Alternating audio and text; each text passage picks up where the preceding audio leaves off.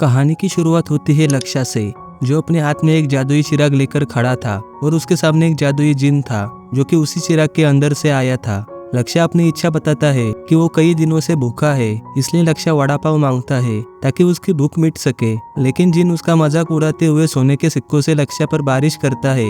इतने में ही लक्ष्य को नींद से उठाया जाता है और लक्ष्य जेल में था, यानी कि वो जिन और सोने के सिक्के, वो इन सब का सपना देख रहा था। और जिन जैसा दिखने वाला आदमी लक्ष्य का दोस्त था, जिसका नाम बाप्पा था। लक्ष्य का एक और महेश नाम का दोस्त था और वो तीनों बेस्ट फ्रेंड्स थे।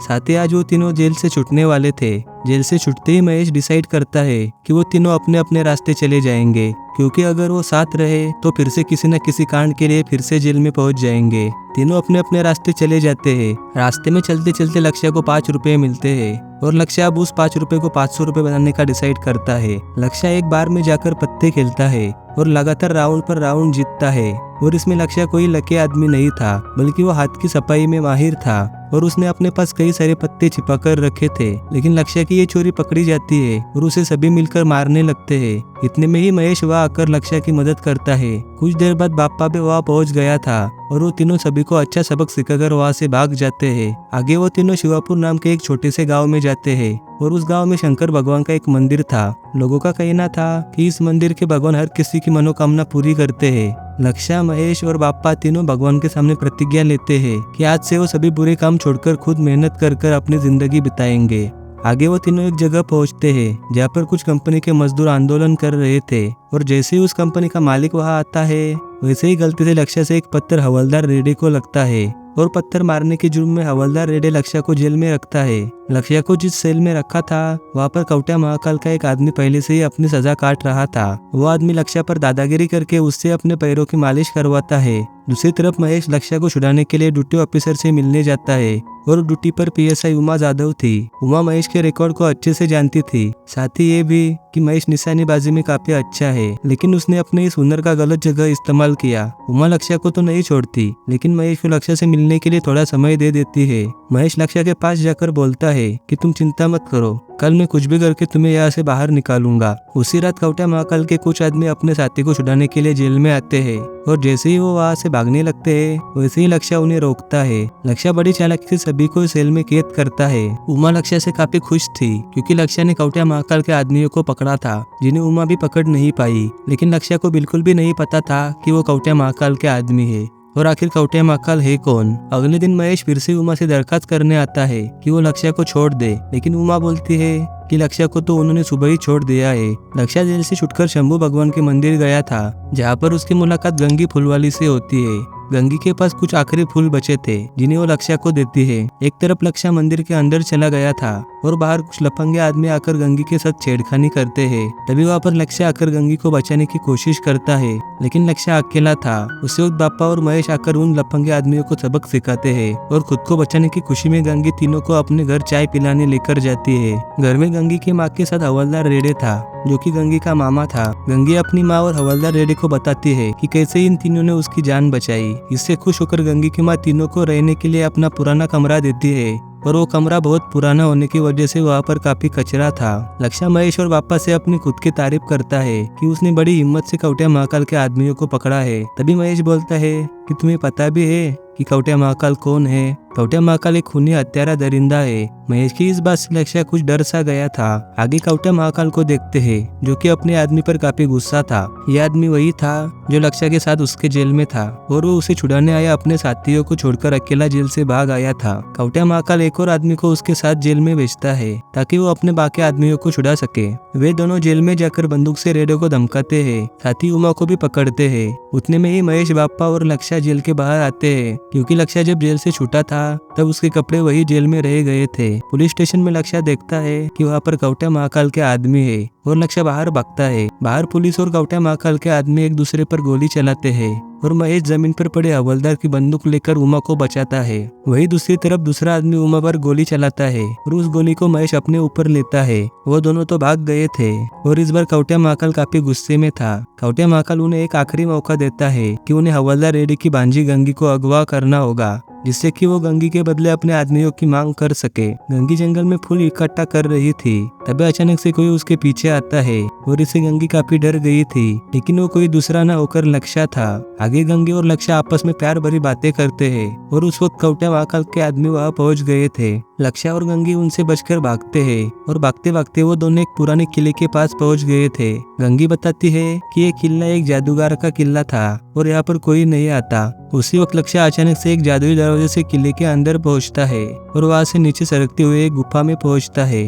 दूसरी तरफ कवटा महाकाल के लोगों ने गंगी को पकड़ लिया था और गुफा में लक्ष्य के सामने कुछ डरावनी चीजें थी। लक्ष्य को थोड़ी दूर एक बोतल दिखाई देती है जिसे लक्ष्य के पकड़ते ही बिजली कड़कने लगी थी और लक्ष्य थोड़ा दूर फेंका गया था। उस बोतल में एक आदमी कैद था जिसका नाम गंगाराम था और वो लक्ष्य को अपनी कहानी बताता है कि हजारों साल पहले मैं इस किले में अपने गुरु से जादू की शिक्षा हासिल कर रहा था, लेकिन उससे एक बहुत बड़ी गलती हो गई और उस गलती की सजा के तौर पर उसके गुरु ने उसे इस बोतल में कैद कर दिया। उसका गुरु काफी कठोर होने के साथ काफी दयालु भी था और उसने उसे कुछ जादुई रेत दी जिससे कि वो किसी आदमी की मदद करके उस रेत को जैसे ही खत्म करेगा वैसे ही वो इस बोतल से आजाद हो जाएगा।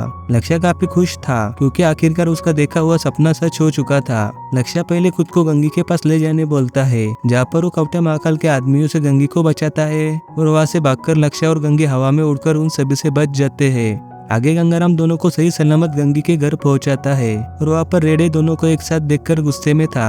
हवलदार लक्ष्य को पकड़कर गंगी की माँ से उसकी शिकायत करता है, लेकिन गंगी की माँ के आने से पहले ही गंगाराम लक्ष्य को रेडे से बचा चुका था। लक्ष्य और गंगाराम आपस में डिसाइड करते हैं कि जब लक्ष्य एक सीटी की धुन बजाएगा तभी वो उसके सामने आएगा और किसी दूसरे आदमी के आते ही वो गायब हो जाएगा। थोड़ी देर बाद महेश और बाप्पा वहाँ आते हैं और उनके आते ही गंगाराम गायब हो गया था। लक्ष्य गंगाराम को बुलाने की कोशिश करता है लेकिन गंगाराम नहीं आता।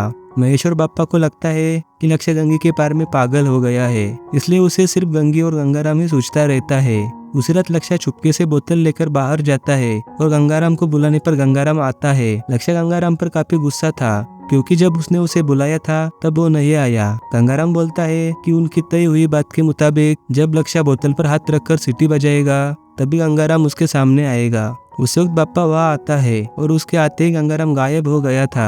अब बाप्पा और लक्ष्य की आवाज से महेश भी जाग गया था। लक्ष्य फिर से दोनों के सामने गंगाराम को बुलाता है और इस बार लक्ष्य ने बोतल पर हाथ रखा था। महेश फिर से लक्ष्य पर भरोसा नहीं करता और तभी गंगाराम बोतल में प्रकट हो जाता है। उसे देखकर महेश और बाप्पा की आंखें खुली की खुली रह जाती है। दोनों को अपने आंखों पर भरोसा नहीं होता, लेकिन जो कुछ भी था वो उनके सामने ही था। लक्ष्य गंगाराम से खाने के लिए कुछ अलग अलग डिशेस मांगता है क्योंकि 4 दिनों से वो सभी सिर्फ पाव भाजी खाकर थक गए थे। गंगाराम तुरंत सभी के लिए ऐसे ऐसे चीजें लाता है जिसे देखकर बाप्पा तुरंत खाने पर टूट पड़ा था। महेश लक्ष्य से बोलता है कि शिवापुर के गांव वालों ने उन पर एक जिम्मेदारी दी है कि उन तीनों को महाशिवरात्रि त्योहार से पहले मंदिर को पेंट करना है। उसी वक्त लक्ष्य गंगाराम से मंदिर को पेंट करने बोलता है और गंगाराम जादुई रेत से सिर्फ 5 मिनट में मंदिर को पेंट कर चुका था। साथ ही मंदिर को दिखाने गंगाराम तीनों को वहां ले जाता है। गंगाराम ने मंदिर को ऐसा पेंट किया था कि बड़े से बड़े पेंटर भी ऐसा नहीं कर सकते थे।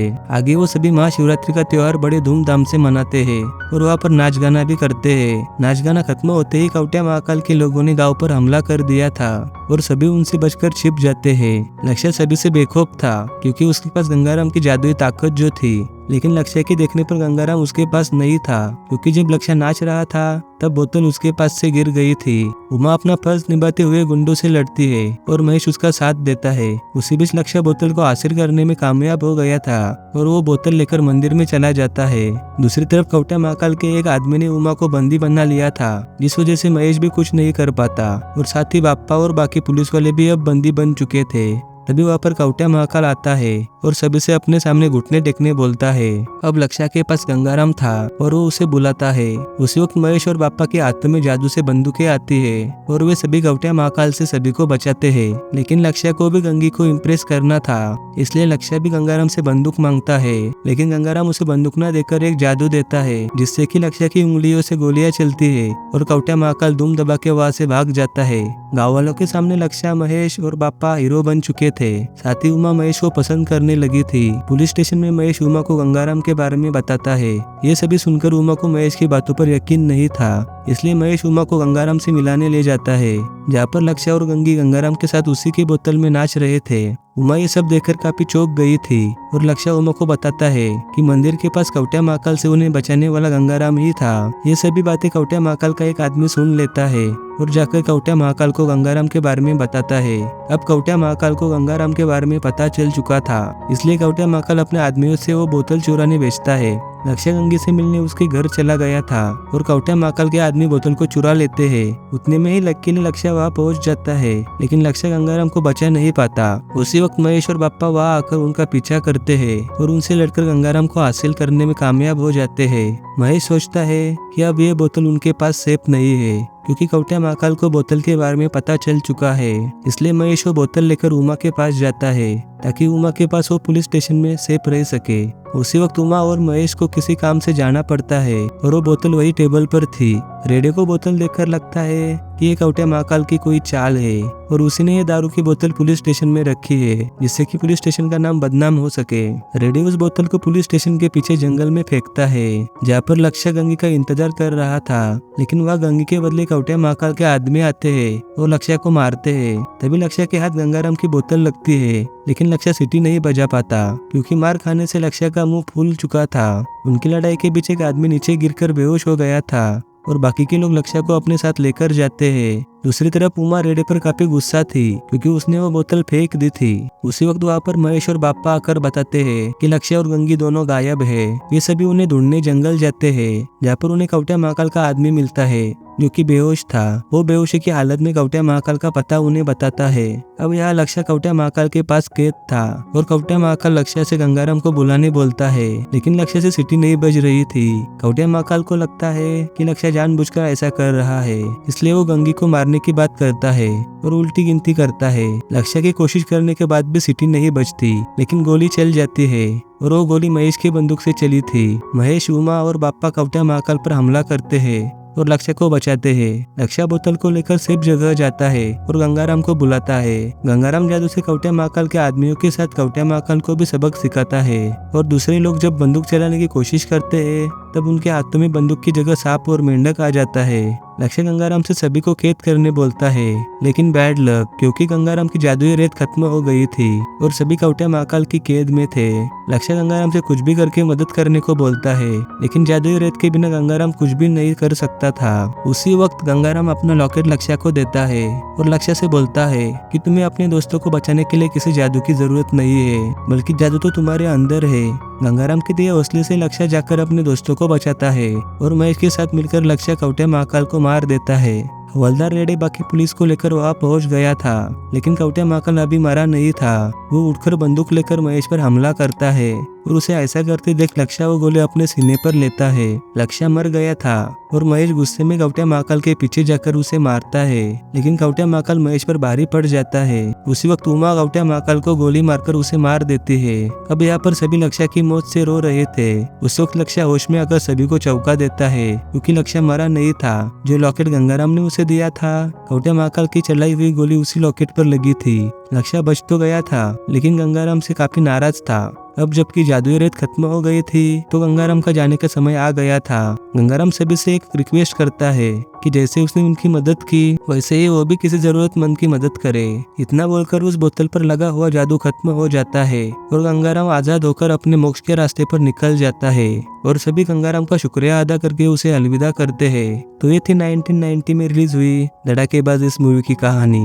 ये मूवी एक मराठी मूवी है और इस मूवी से हमें ये सीख मिलती है कि दोस्ती से बढ़कर इस दुनिया में और कोई जादू नहीं है और जादू पर भरोसा ना करके इंसान को खुद पर भरोसा कर अपनी जिंदगी में मेहनत करके आगे बढ़ना चाहिए। अगर आपको ये वीडियो पसंद आई हो तो चैनल को सब्सक्राइब जरूर कीजिएगा, ताकि आने वाले ऐसी नई वीडियोस को आप मिस ना कर सके। मिलते हैं अगली नई वीडियो में। Thanks for watching.